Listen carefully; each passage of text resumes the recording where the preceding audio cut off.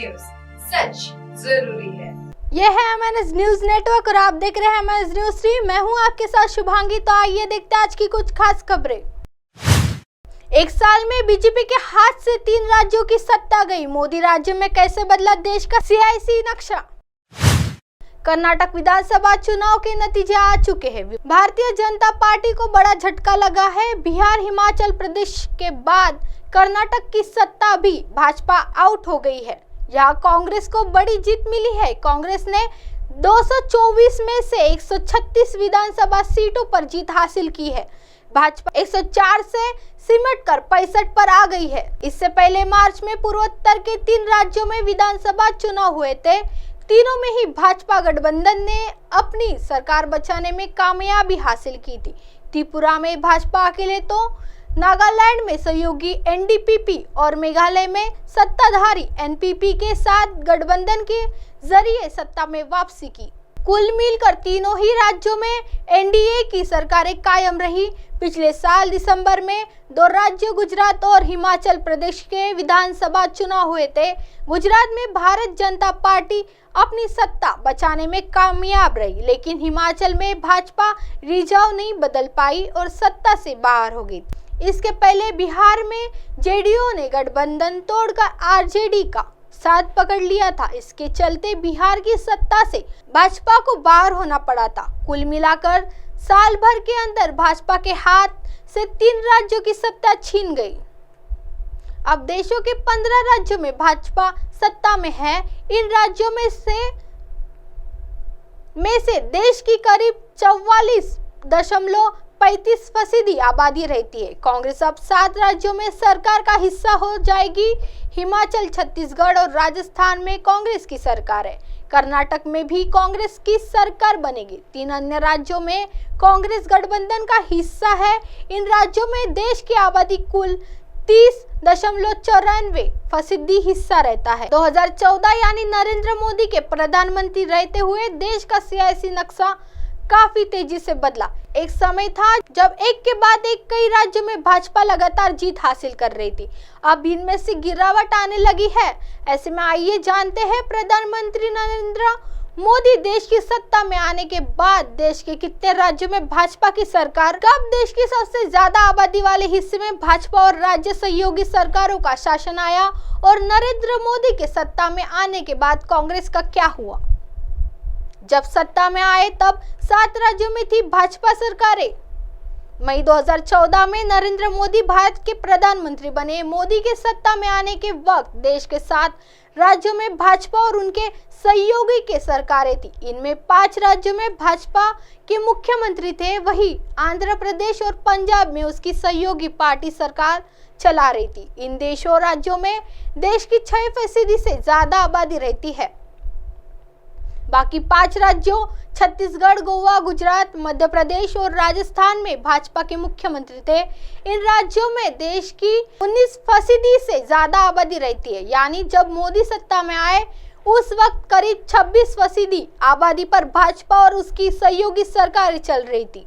2014 में जब नरेंद्र मोदी सत्ता में आए उस वक्त देश के 14 राज्यों में कांग्रेस और उसके सहयोगी पार्टियों की सरकार थी। कांग्रेस शासित इस राज्यों में देश की 37% से ज्यादा आबादी रहती है। इन राज्यों में महाराष्ट्र, कर्नाटक से बड़े राज्य शामिल थे। आइए बढ़ते अगली खबर की तरफ। इजराइल और फलिस्तीन आतंकियों के बीच संघर्ष जारी, 2 फलिस्तीनी मारे गए। इजराइल और फलिस्तीन आतंकियों के बीच शनिवार को 5वें दिन की गोलीबारी जारी रही। इस्लामिक जिहाद आतंकी समूह के दर्जनों रॉकेट दागे तो उधर इजराइल सेना ने गांजा पट्टी के भीतर कई स्थानों को निशाना बनाया। गांजा या इजराइल से शनिवार को किसी के हताहत होने की जानकारी नहीं मिली है, लेकिन वेस्ट बैंक में इजराइल सेना द्वारा नामलूस सिटी में बालाटा शरणार्थी शिविर पर किए गए हमले के बाद संघर्ष तेज से हो गया और 2 फलिस्तीनी मारे गए। वर्तमान स्थिति को देखते हुए इजराइल और फलिस्तीन के बीच संघर्ष विराम की उम्मीद नहीं है। इजराइल द्वारा मंगलवार को निशाना बनाकर किए गए हमले में इस्लामिक जिहाद के 3 कमांडरों समेत 13 लोगों के मारे जाने की बाद दोनों पक्षों के बीच संघर्ष तेजी से हो रहा है।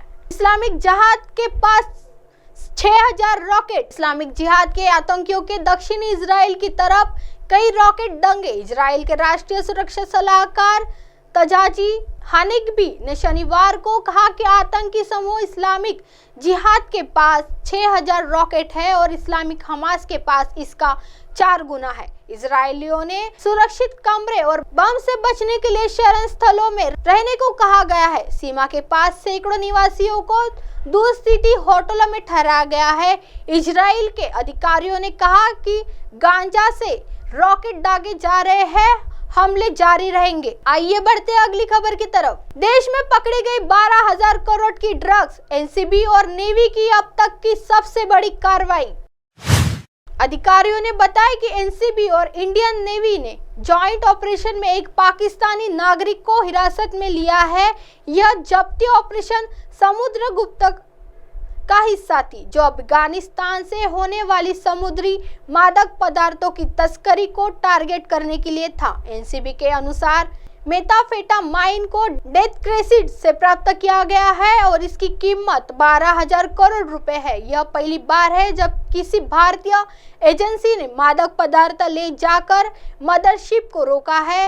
हिंद महासागर क्षेत्र में समुद्र मार्ग पर हेरोइन और अन्य नशीले पदार्थों की समुद्री तस्करी की उत्पन्न राष्ट्रीय सुरक्षा के लिए खतरे को लेकर एनसीबी के उप महानिदेशक संजय सिंह ने जनवरी 2022 में ऑपरेशन समुद्रगुप्त शुरू किया।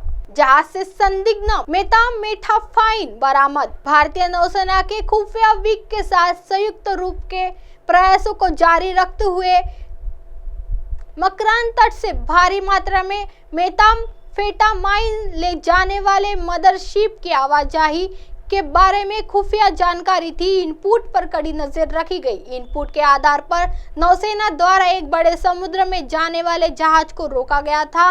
जहाज से संदिग्ध मेथाम्फेटामाइन के 134 बोरे बरामद किए गए और एक ईरानी नागरिक को भी हिरासत में लिया।